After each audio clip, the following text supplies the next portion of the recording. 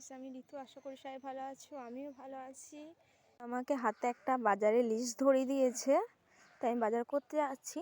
মানে মোটামুটি সব বাজার করা হয়ে গেছে। বাবা বাজার গিয়েছিল, বাবা মোটামুটি সব করে এনেছে। যেগুলো বাকি আছে আমি করতে যাচ্ছি, তোমরা দেখতে থাকো। দেখো, আমি আমার হিরো হোন্ডাটাকে নিয়ে বেরিয়ে পড়েছি। তারপর আমি আমার হিরো হোন্ডাটাকে নিয়ে বেরিয়ে পড়েছি। আমি বাজার করতে যাব। বাজার বলতে আমাদের মানে এই পঞ্চনতলায় বাজার আছে, তাই বাজার করতে যাব।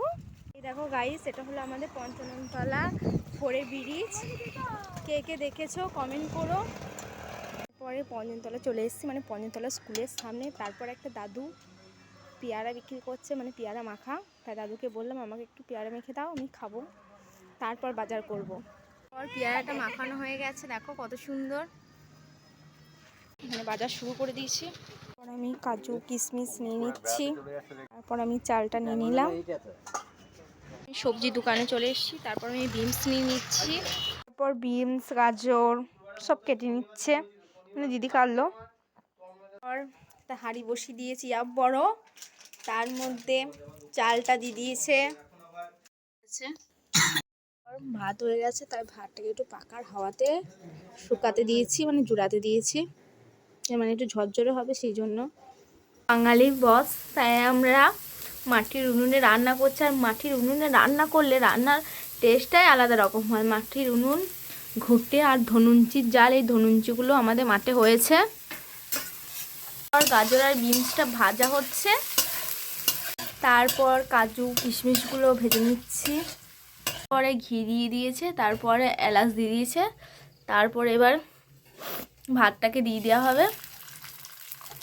তারপর চিনিটাকে পেস্ট করে নেওয়া হয়ে গেছে। তারপর চিনিটাকে দিয়ে দিলাম।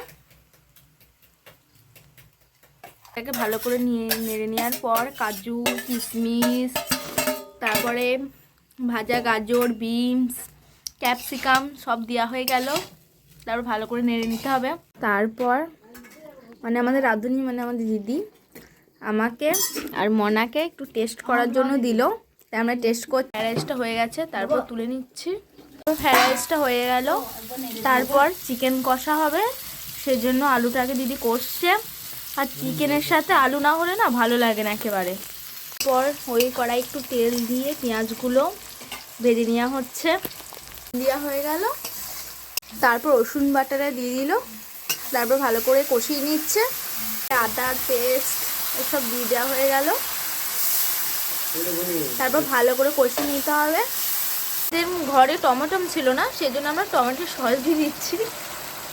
কত সুন্দর কালারটা এসছে। মশলাটাকে ভালো করে কষানো হয়ে গেছে। তারপর আস্তে আস্তে চিকেনগুলো দিয়ে দিচ্ছে। তারপর ভালো করে নেড়ে নেবে।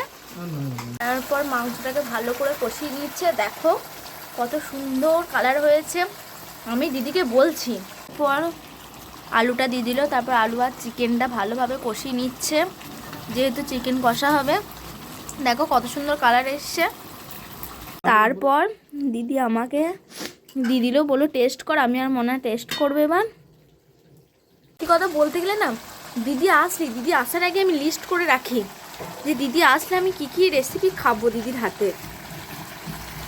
আমাদের চিকেন কষাটা হয়ে গেছে। এরপর নামিয়ে নেবো। ওপর থেকে একটু ধনে পাতা ছড়িয়ে দেবো। ধনে পাতাটা দিয়ে দিলাম, তারপর নামিয়ে নেবো।